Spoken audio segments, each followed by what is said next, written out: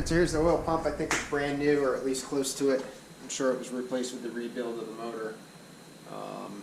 When I show you the pickup tube, when they get to that point of the assembly, you can see on the pickup tube where the wire mesh was removed. Being such an old style motor, the oil pan has a mesh on it. So anyway, there's 3 measurements that you take on this to make sure that the oil pump is good. Again, even though I'm confident that it is, I'm going to take them anyway. So the first measurement that I'll do is between the outer rotor and the body of the pump. So I'll take this apart real quick to show you. So you have the inner rotor, which is on the shaft, which is what connects to the distributor here, and I hope you can see this because can't see the camera face. And then you have the inner rotor, or excuse me, this is the inner rotor in case I didn't mention that. And then you have the outer rotor, which is this guy right here, and that obviously goes in there as well.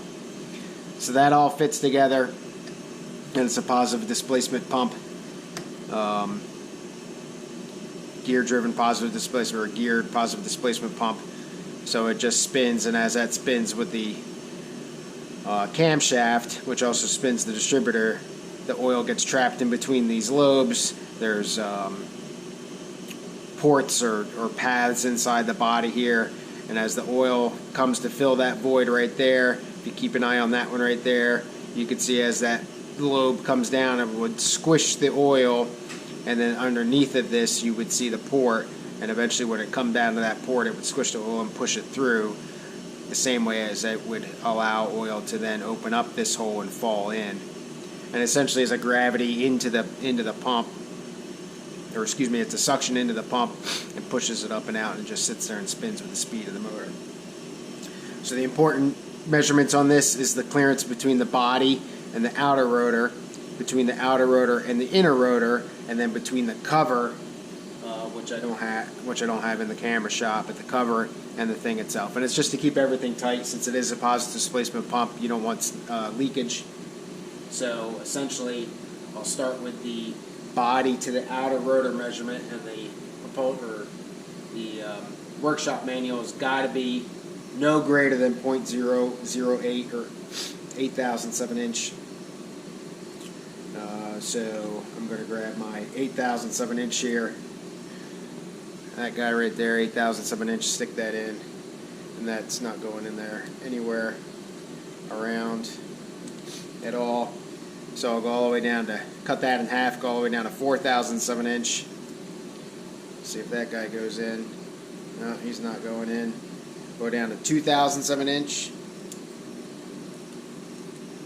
And there we go. So about 0.002 of an inch, give or take. So that's definitely good.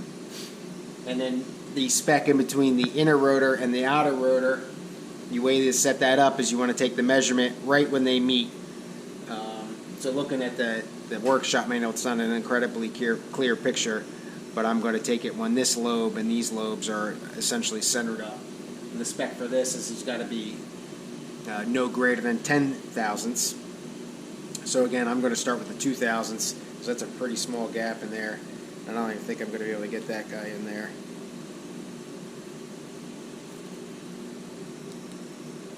No, not really. And I don't, the only thing I have smaller than that is 1.5 thousandths. I don't even think I'm going to get that. Just barely, not even really. So that's definitely in spec, and it still turns, so I know it's obviously not, it's not binding as it turns. So that one's good. The last spec is the, like I said, the distance between your body and your the pump itself there. This one's a little weird. In the workshop manual, it's not a straight up measurement. What it tells you is in the engine dimensions, it gives you rotor depths for the inner and the outer rotors, which are the same, and then it gives you the clearances in inches, and essentially it's 1.7 thousandths to 6.6 thousandths. So here's my 1.5 thousandths. You just need a flat edge, put that guy on there, try to sneak that through, and that's obviously good there. And you can't go greater than 6 thousandths.